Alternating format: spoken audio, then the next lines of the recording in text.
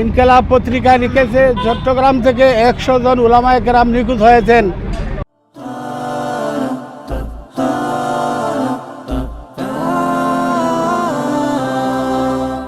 সালের 5ই মে শাপলা চত্বরে ঐতিহাসিক বাংলাদেশের ইতিহাসে কোন সমাবেশ হয়েছিল। সেই সমাবেশ পরবর্তী এই ফ্যাসিস্ট খুনি সরকার তৌহিদি জনতার উপর নৃশংস গণহত্যা চালিয়েছিল। আজকের এই সমাবেশ থেকে বাংলাদেশের অন্তর্বর্তীকালীন সরকারের প্রতি প্রকাশ্যভাবে আমরা দাবি জানাতে যাচ্ছি যে এই গণহত্যার বিচার করতে হবে। এই ফ্যাসিস্ট সরকারের তৎকালীন মন্ত্রিসভা সহ পুলিশ ডিজিআই এর সব দায়িত্বশীলদেরকে বিচারের আওতায় আনতে হবে। এই দিনের যারা হতাহত হয়েছে তাদেরকে অর্থনৈতিক সহযোগিতা দিতে হবে। শহীদদেরকে বীর খেতাব দিতে হবে। আমরা দ্রুত এর বিচারের জন্য কমিশন দাবি করছি, নতুবা জমিয়তের নেতৃত্বে আন্দোলনের ঘোষণা করা হবে।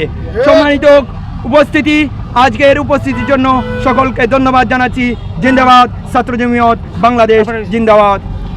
সম্মানিত উপস্থিতি, এ পর্যায়ে আমাদের সামনে গুরুত্বপূর্ণ বক্তব্য নিয়ে আসছেন বিয়ানীবাজার উপজেলা হেফাজতের সম্মানিত আমির, জমিয়ত উলামা ইসলাম বাংলাদেশ বিয়ানীবাজার শাখার সম্মানিত সভাপতি মৌলানা আতিকুর রহমান সাহেব।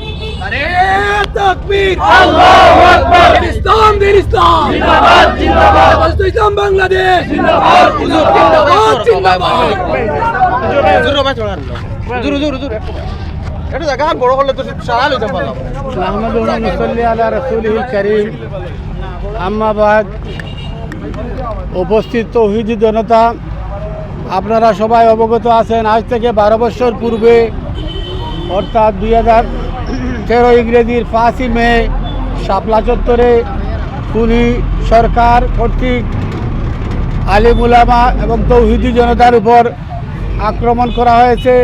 এখন পর্যন্ত সরকারের কাছে তার সংখ্যা নেই।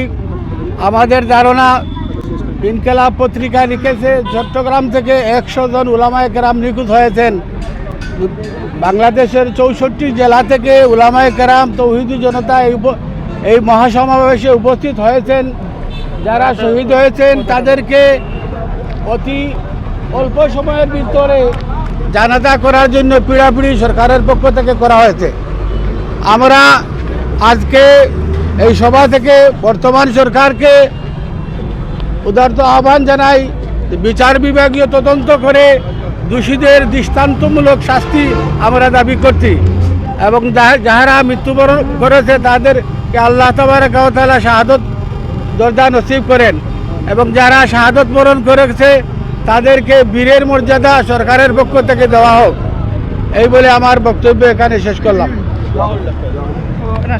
এ পর্যায়ে